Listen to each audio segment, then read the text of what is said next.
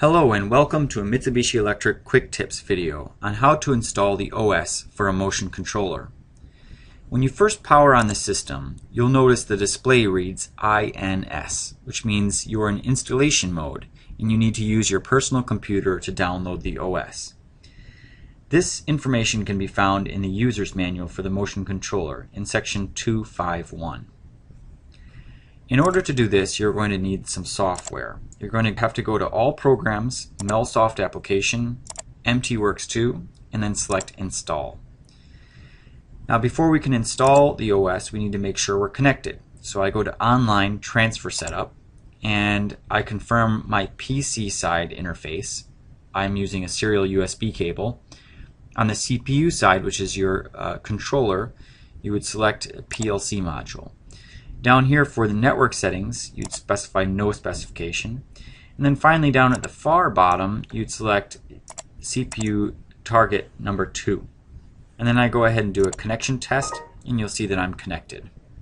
Say OK, and then OK again. And now I select where my motion controller OS is stored. Now this in the Americas comes on a CD, and you're going to have to select the OS that is suitable for your application. In order to determine which OS is going to work for your machine, please consult with your local Mitsubishi Electric representative. In my case, I'm going to browse to a folder. In your case, you would select a CD or a folder if you've saved it already on your computer. Now, once you find your motion controller type in the folder structure, you're going to have to select either SV13 or SV22. Now SV13 is right here. You can see it in this part name. SV13 is essentially real mode. It's for more basic positioning and motion applications.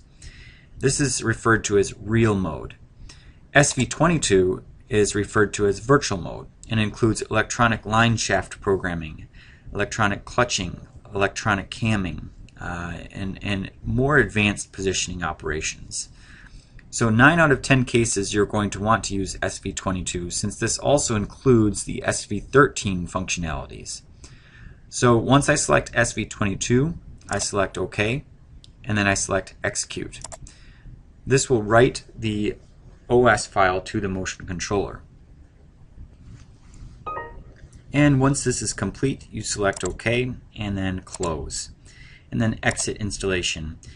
Now in order to begin programming, you're going to have to turn the power off and then look at the rotary switches on the front face of the motion controller.